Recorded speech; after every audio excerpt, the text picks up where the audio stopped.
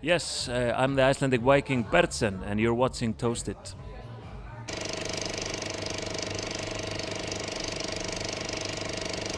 Thanks so much for coming here. Thank you. How was your festival this far? So great. But it's always in the end of this festival because everyone is playing so much. Like now, I'm just like, ugh, just completely broken down. How many gigs did you play actually? I played 5 times this year, but usually that's not so much. If you compare it to a lot of people, some people have like 15 to 20 concerts, so it's kind of crazy because like everyone is in every band. You know, my bass player, he is playing with 4 bands. The guitar player is playing with 2 bands, and so it's so hard to find time to practice and also to organize yourself here playing the festival. So Hey, for all those who don't know, could you introduce yourself and could you describe your music? yeah, my name is David Berndsen. My artist name is Berndsen. Didn't want to make it too complicated, so it's my last name. I've been making music since 2006, like electronic music, with the focus on 80s new wave twists. So yeah, but recently now I'm married. I have a So child. you have to stop making music. Yeah, the thing is like I used to be so crazy, like this really hardcore synth music. Now I'm just like really relaxed. Like I don't know. I think it happens when you get married, have kids. You just like really get relaxed. You're in your comfort zone. It's just like starting making like more relaxed music. Other people would call it boring, maybe. I I call it adult contemporary pop music. Hey, but that's an interesting topic. I'm going to touch on that later.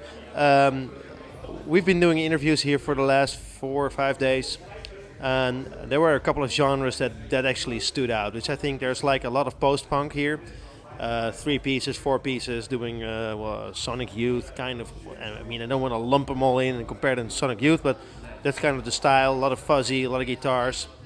Then there's a lot of experimental electronic music, I think. Some singer-songwriters, not a few. Actually, there's a massive hip-hop scene that I wasn't aware of. And then you are basically the most important new wave electronic artist.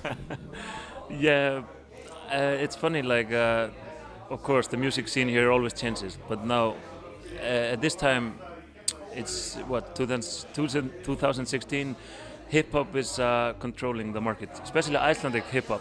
It's getting like so much attention. Like it's because over the years it's not been like played in the mainstream media here, but now it's like the number one thing. So, but I mean, I don't follow the mainstream so much.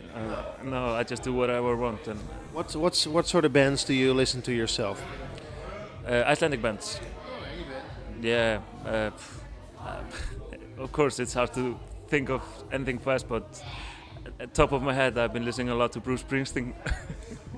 Now, I mean, this is like I was expecting you to say, I don't know, The Cure maybe, or Depeche Mode, but no, it's Bruce Springsteen. Yeah, it was Depeche Mode and The Cure and all that, Duran Duran.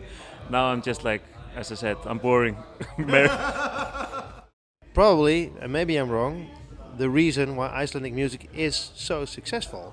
Bands do whatever they like. They're not wanting to please other people per se. No, it's definitely true, and I feel it really now with this because this is our third album we're working on. And I hope to finish it in January. But as I said, like it's different from the first 2, and we played like for a long time. For the long time, we had like a 7-piece band playing at Ervers. And yeah, because we used to be 3, and as you said, like people maybe expected like this post-punk new wave thing, but all of a sudden it was just like more relaxed thing. So I think the group split it a little bit. Like some people really loved it, and other people like who expected the craziness, they were like, yeah, maybe not. Will it return the craziness? Yeah, definitely. I think it's like when you like do your third record, I think it's like you want to do something else. I think it's happens with a lot of bands. For the third record, like they want to try something else, and now I'm while I'm working on this album and almost finishing it, I'm just like, fuck, I really want to go back to this crazy stuff again. So Do you realize that this is such an important period of time in your musical career? I think I'm about to realize it. Yes, but the funny thing is, like, I don't know. The new music I'm working on, it's older people like it more. I think it's more mature, and older people have money. Older people have more taste. They have more taste. They have more money. They are willing to buy the album, unlike many young kids. So yeah. And now, okay, I'm just joking about that, but because we're not doing it for the money, it's just like, but yeah, it's funny. Yeah. Do you have any ambitions outside of Iceland? Yeah, we've been lucky enough to play a lot outside Iceland, mostly in Europe for the last 2 years. We've been all over Europe, and also crazy places like Dubai, and we played in the States. But Dubai is probably the strangest thing we've done. How did that come about? Every time we play Airwaves, something strange come up. This year we played in a birthday party for some guy who was a big fan. The year before that we played in Dubai because some guy saw us play here off venue at Airwaves, and he said, we have to have you to Dubai. And so yeah, it's funny how things happen around Airwaves. You joke about it, but I mean, there's loads and loads of bands who work like that, and the fact that you actually make your money back is a rare thing. Yes, definitely. But as I said, because we've been playing a lot outside Iceland and doing support for bands like FM Belfast, people after the concert they buy the albums. It's very different from here in Iceland because they just mostly listen to Spotify these days. So yeah, and it's also funny. Like everybody knows the discussion with the CDs and vinyls and the digital thing, but I think it's like our music is very retro. So we've been selling much more vinyl than CDs. So I think it's probably older crowd again with old people. I mean, it is very hip with young people to buy vinyl as well. So yeah, of course, and that's funny. Yeah, and yes, we've been lucky enough to make a living out of it. And here in Iceland, like mostly like every musician, they have 2 jobs, and I'm lucky enough to work as a tour guide as well. you do. Yeah. What tour do you do actually? Yeah, mostly private tours around Iceland. So if I want to go whale watching, you're the guy to bring me there. Yeah, I'm one of the guys.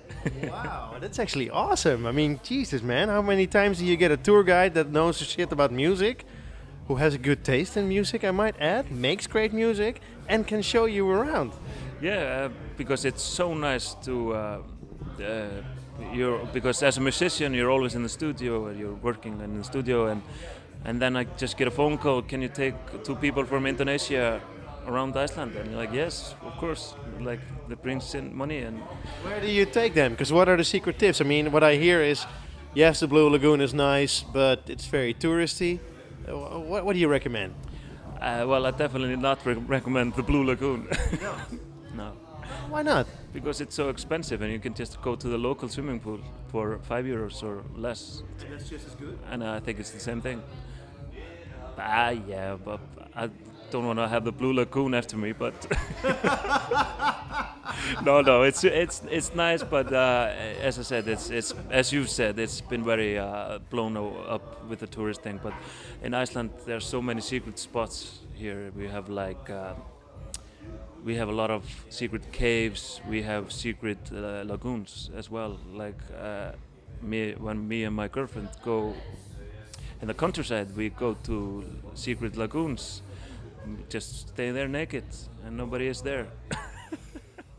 I was having an interview with a producer from Iceland, and his music was published on the Café Del Mar series, which is from Ibiza.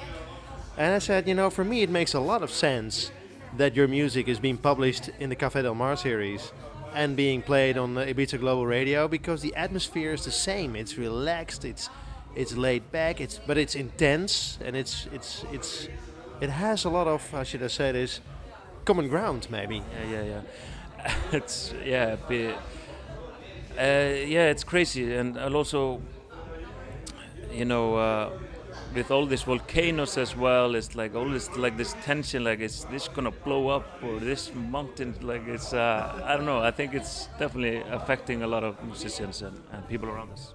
A lot of people won't, if they look at you, a lot of people won't expect you to be making the music that you move. They will think like he's in a heavy metal band.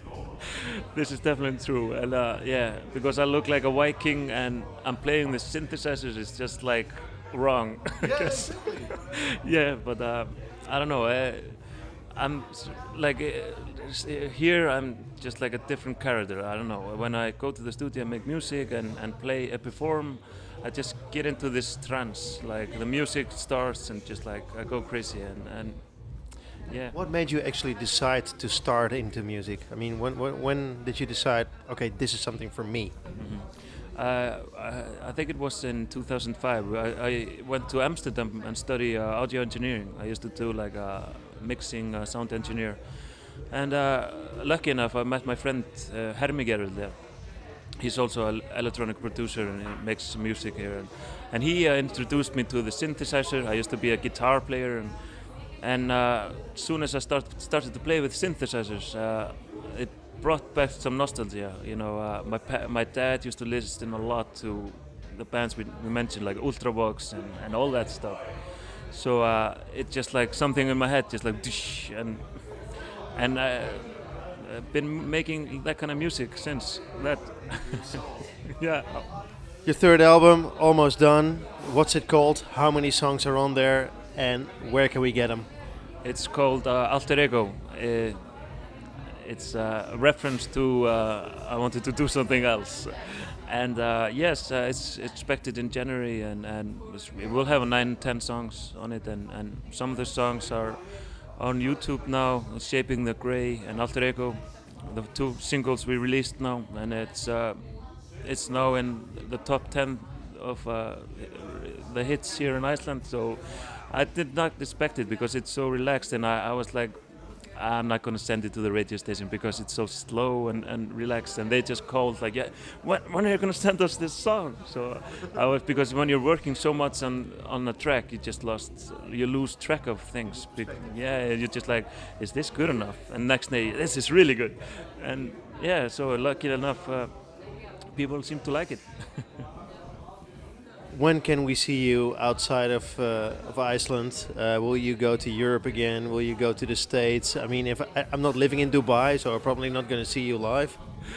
Yes, we are. The funny thing is, like, something strange happened 2 weeks ago. A video we did called Super Time. It got viral. Like 7 years later, it got viral in South America. And seriously, like I've been getting fan mail from South America, Mexico, Chile, Paraguay, and Ecuador, and Lima, and all that countries, and they've been completely crazy over the music. It's so ridiculous because they started with one guy blogging about the video, saying like it's one of the horror video he's seen in a good way. And all of a sudden my YouTube channel hit with like 4,000 Spanish comments, just like come to Mexico, all in Spanish, and hopefully we're gonna work around it and try to go to Mexico next year. We'll see what happens. That's an amazing story, man.